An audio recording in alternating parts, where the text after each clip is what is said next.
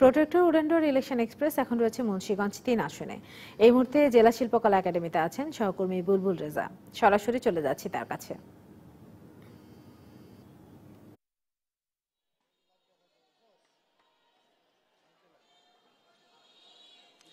Protection উডেন্ডোর election express এই মুহূর্তে রয়েছে মুন্সিগঞ্জ ৩ সংসদীয় আসনের। এই আসনের কয়েকজন সংস্কৃতি অঙ্গনের কর্মীদের সাথে আমরা কথা বলবো, জানাবো তাদের নির্বাচনী ভাবনার খবরাখবর। শুরুতে আপনার কাছে জানতে চাই, সামনে নির্বাচন ৩০ তারিখে, সেই নির্বাচনকে সামনে রেখে আপনারা যারা সংস্কৃতির চর্চা করেন এই মুন্সিগঞ্জ জেলায়, আপনারা কি ভাবছেন নির্বাচন কেমন নির্বাচন চান? আমরা সাংস্কৃতিক কর্মীরা সবসময় একটি ফেয়ার নির্বাচন চাই, যেখানে সুস্থ এবং সুন্দরভাবে সবাই ভোট দিতে পারবে এবং ভোটের অধিকার নিশ্চিত হবে, আর সবাই যাতে সুন্দরভাবে ভোট দিতে পারে সেই রকম আমরা আশা করি। আপনাদের কোনো প্রত্যাশার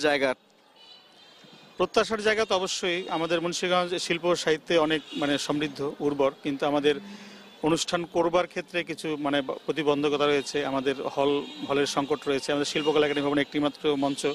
আমাদের আরও একটি জায়গা রয়েছে মুন্সিগঞ্জের মালপাড়াতে, যে মালপাড়াতে একটি গণসদন হল ছিল, অনেক পুরনো। আমরা চাই এই নির্বাচনের পরে নতুন যে সরকারি আসুক, তারা যেন আমাদের গণসদন সহ একটি কালচারাল কমপ্লেক্স আমাদের জন্য নির্মাণ করে দেন, যাতে আমরা আরো সুন্দর এবং সুস্থভাবে কর্মকাণ্ড করতে। ধন্যবাদ আপনাকে। আপনার কাছে জানতে চাই, গত 5 বছরে সংস্কৃতির চর্চা কতটা করতে পেরেছেন আপনারা? ধন্যবাদ। গত 5 বছরে সংস্কৃতি চর্চাটা আমার মনে হয় খুব ভালোই হয়েছে এবং সরকারের মোটামুটি অনেকগুলো পৃষ্ঠপোষকতা আমরা পেয়েছি। আবার কিছু কিছু প্রতিষ্ঠান আছে সরকারের, যেখানে সাংস্কৃতিক অঙ্গনের যথেষ্ট অনুদান থাকা সত্ত্বেও আমরা সেই অনুদান ঠিকমতো পাইনি। তবে বিগত দিনে যা হয়েছে তা তো হয়েছেই। তো সামনে যে সরকার আসবে তাদের কাছে আমাদের প্রত্যাশা যে আমাদের সাংস্কৃতিক অঙ্গনের জন্য সরকার যে বরাদ্দ দেয়, সেই বরাদ্দটা যেন সাংস্কৃতিক সংগঠনগুলো পায়, সেই ব্যবস্থা নিশ্চিত করা। জি, ধন্যবাদ আপনাকে। আপনার কাছে জানতে চাই, আপনারা এই চর্চা করতে গিয়ে কোন ধরনের প্রতিবন্ধকতার সম্মুখীন হন? আসলে মূলত সাংস্কৃতিক চর্চার ক্ষেত্রে মফস্বল পর্যায়ে যে প্রতিবন্ধকতাটা, সেটা আমি বলবো যে অবকাঠামোগত উন্নয়ন হয়নি দীর্ঘদিন। আপনি যদি আমাদের মুন্সিগঞ্জের কথাই ধরেন, যে আমাদের নাট্যচর্চার জন্য প্রাচীন একটি মঞ্চ ছিল, যেটা এখন খুবই জরাজীর্ণ অবস্থায় পড়ে আছে। এটা আমাদের দীর্ঘদিনের দাবি যে এটাকে সংস্কার করা হোক, এখানে একটা আধুনিক মঞ্চ করা হোক, একটি কালচারাল কমপ্লেক্স করা হোক। তাহলে সাংস্কৃতিক চর্চার একটি বিস্তীর্ণ পরিবেশ তৈরি হবে। নাট্যকর্মীরা নাটক করতে পারবে, সঙ্গীত শিল্পীরা গান গাইতে পারবে, নৃত্যশিল্পীরা তাদের উপস্থাপনা করতে পারবে।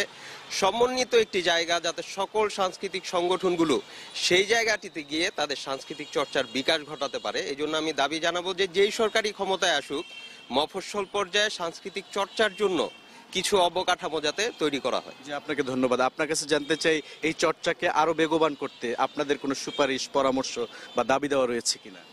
ধন্যবাদ ডিবিসিকে। আসলে আমরা সাংস্কৃতিক চর্চা করি হচ্ছে মানুষের জন্য, মানুষের কথা বলি, আমরা নাটক সমাজের কথা বলে, জীবনের কথা বলে। সেই কাজগুলো করতে গিয়ে আমরা কিন্তু নানা রকম বাধার সম্মুখীন হচ্ছি।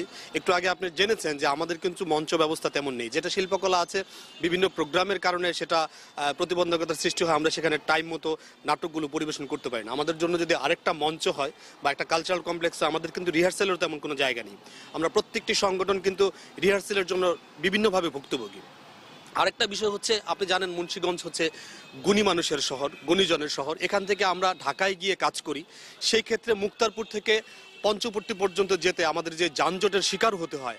আমরা চাচ্ছি যে আগামী যেই ক্ষমতায় আসুক, অন্তত আমরা একটা যানজটমুক্ত শহর চাই এবং এই পঞ্চপট্টি পর্যন্ত, মুন্সিগঞ্জ থেকে পঞ্চপট্টি পর্যন্ত রাস্তাটা আরও বেশি অনেক প্রশস্ত চাই, যাতে অন্তত যানজটের পরে আমাদের সমস্ত ভাবনাগুলো নষ্ট না হয়ে যায়, আমরা সমাজের জন্য ভালো করে কাজ করতে পারি। জি, আপনাদের সকলকে অসংখ্য ধন্যবাদ। আপনাকে ধন্যবাদ। ডিবিসি ইলেকশন এক্সপ্রেস এরপর থাকবে মুন্সিগঞ্জ জেলার অন্য কোনো আসনে, সেখানকার নির্বাচনী ভাবনা তুলে ধরবে। সেখানকার যারা ভোটার রয়েছেন তারা কি ভাবছেন সামনের নির্বাচন নিয়ে, সে সমস্ত খবরাখবর তুলে ধরবে। সঙ্গে থাকুন ডিবিসি ইলেকশন এক্সপ্রেসের।